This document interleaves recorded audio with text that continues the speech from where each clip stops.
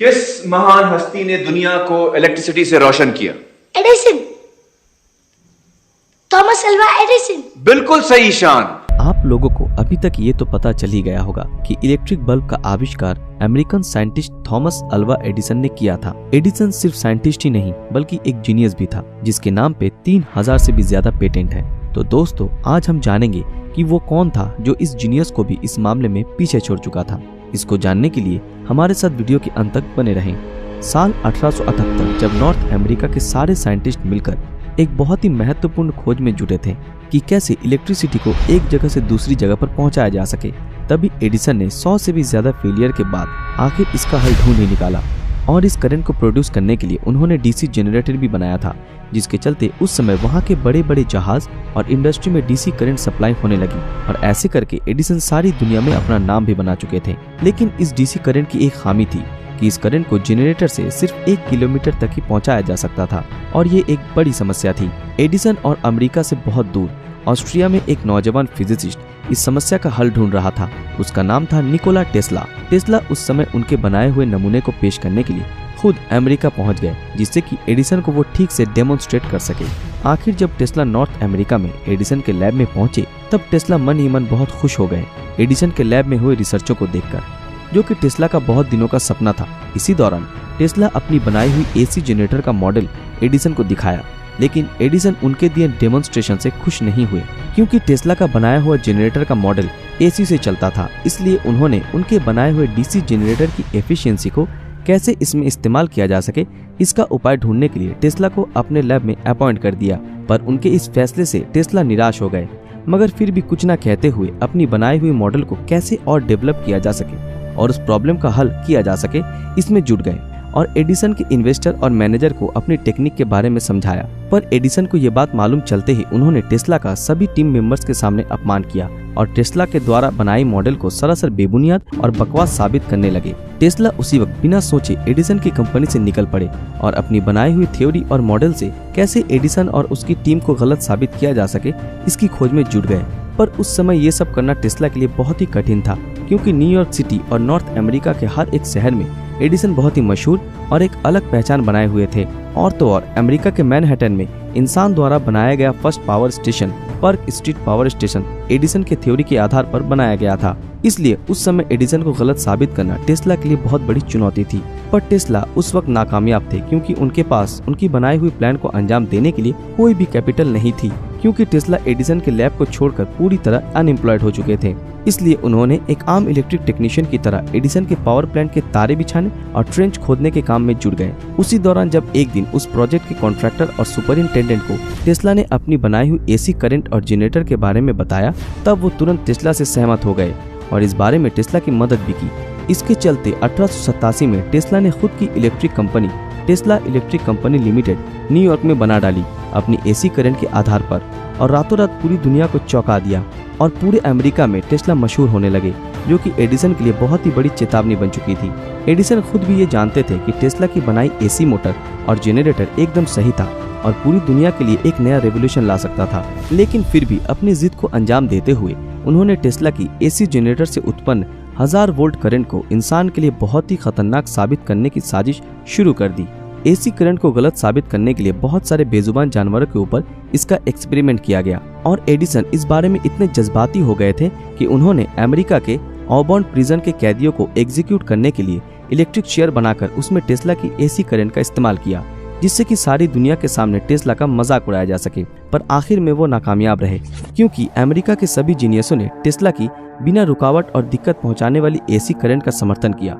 दूसरी ओर टेस्ला की बनाई हुई एसी करंट को देखकर अमेरिका की बहुत बड़ी कंपनी वेस्टिंगहाउस कंपनी के मालिक ने टेस्ला के प्लान को सही ढंग से अंजाम देने के लिए कैपिटल इन्वेस्ट करने में राजी हो गए। सब कुछ ठीक चल रहा था। अब टेस्ला इलेक्ट्रिक कंपनी मशहूर रेलवे कंपनी वेस्टिंगहाउस से जुड़कर और भी बड़ी हो गई थी।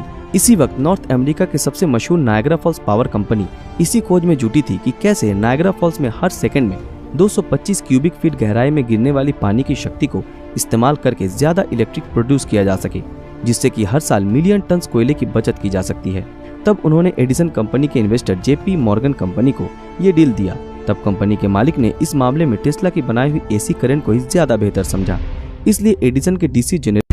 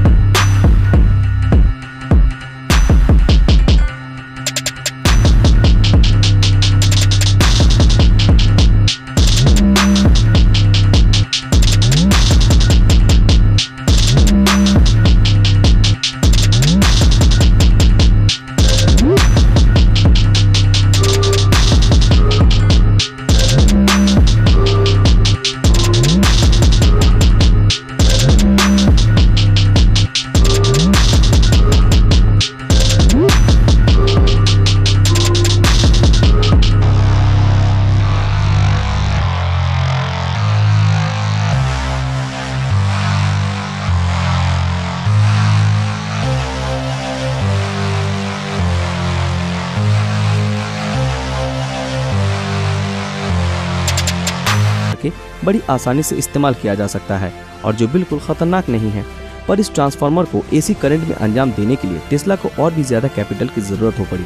और ठीक उसी समय टेस्ला के इन्वेस्टर वेस्टिंगहाउस कंपनी के पास एक नोटिस आया हेनरी बाइलैबी कमीशन की तरफ से, जिन्होंने एडिसन द्वारा बनाए डीसी करंट थ्योरी को लीगली गलत साबित करने का दावा रखते हुए और उसकी जगह टेस्ला की एसी करंट को इस्तेमाल करने के लिए बहुत भारी रकम का जुर्माना लगाया। और टेस्ला की एक्सपेरिमेंट और रिसर्च के लिए लाइसेंस फीस की रकम भी बहुत ज्यादा बढ़ गई थी, जिसको वेस्टिंगहाउस कंपनी को चुकाना पड़ा। और इसके चलते टेस्ला के इन्वेस्टर वेस्टिंगहाउस कंपनी पूरी तरह बैंकरप्ट हो गई।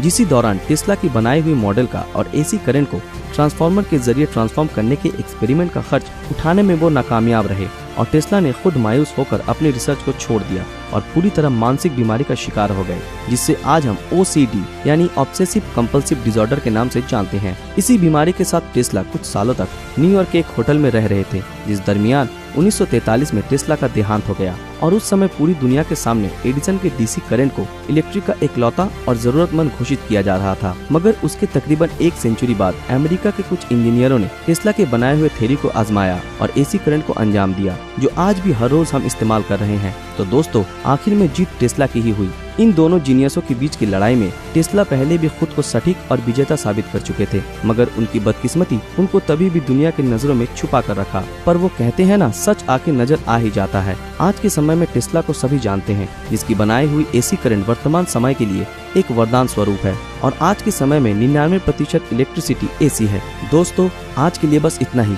आशा करते हैं आज की हमारी ये वीडियो आप लोगों को पसंद आई हो। अगर आप ऐसे ही और रोमांचक वीडियो देखना चाहते हो तो हमारे इस चैनल को सब्सक्राइब करके बेल आइकन ऑन कर दें, ताकि जब भी कोई नई वीडियो आए आप तक नोटिफिकेशन पहुंच जाए। अगर ये वीडियो आप लोगों को अच्छा लगा तो इस वीडियो को लाइक, कमेंट और ज्यादा से ज्यादा शेयर जरूर करें। तो मिलते हैं आपके साथ अगले वीडियो में, तब तक के लिए अलविदा।